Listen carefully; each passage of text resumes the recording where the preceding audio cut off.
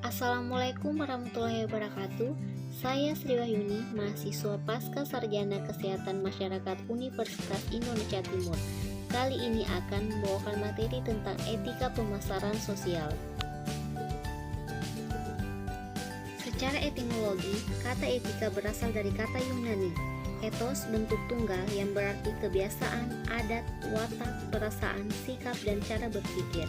Bentuk jamaknya adalah taeta, yang berarti adat istiadat. Etika juga disebut moral, mencakup pengertian tentang baik buruknya perbuatan manusia. Etika pemasaran meliputi prinsip-prinsip dan standar yang memandu perilaku individu dan kelompok dalam membuat keputusan pemasaran. Perusahaan dituntut untuk tidak melakukan manipulasi, penipuan, tidak adanya transparansi dalam upaya pemasaran yang merugikan orang. Pemasar juga harus memutuskan bagaimana untuk bertanggung jawab dan menghadapinya ketika teridentifikasi mengalami masalah.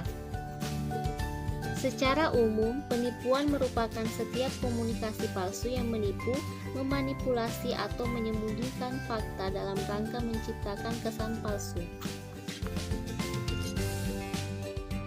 Kode etik diartikan sebagai pola aturan, tata cara, tanda pedoman etis dalam melakukan suatu kegiatan atau pekerjaan. Pembentukan kode etik dalam perusahaan bisa dilihat dari dewan direksi sampai manajer senior. Pertimbangan utama dalam mengembangkan dan menerapkan kode etik. Yang pertama, memeriksa daerah berisiko tinggi dan masalah. Yang kedua, nilai-nilai negara dan perilaku yang diperlukan untuk mematuhi hukum dan peraturan sedikit pun. Yang ketiga, nilai-nilai buffer penting dalam mencegah kesalahan serius.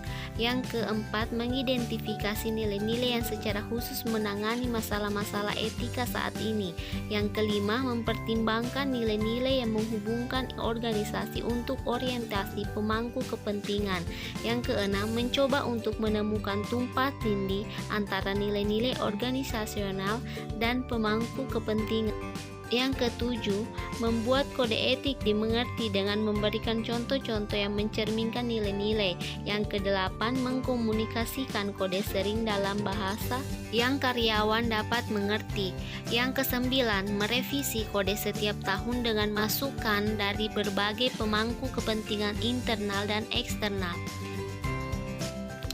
Dalam penelitian yang dilakukan, menemukan beberapa nilai yang sering digunakan pada suatu perusahaan berikut merupakan 6 dari nilai tersebut.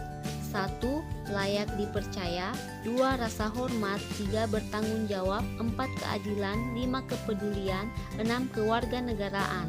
Dari keenam nilai tersebut tidak akan efektif dan terwujud jika tidak dilakukan pelatihan, penyampaian, dan dukungan dari top manajer untuk membuat para karyawan menjadi bagian dari perusahaan dan budaya perusahaan. Jadi, kesimpulannya adalah membuktikan bahwa pentingnya etika dan tanggung jawab sosial pada pengembangan strategi dan program dalam budaya organisasi. Apabila ini tidak dipenuhi, maka akan berdampak pada kinerja pemasaran. Sekian dan terima kasih.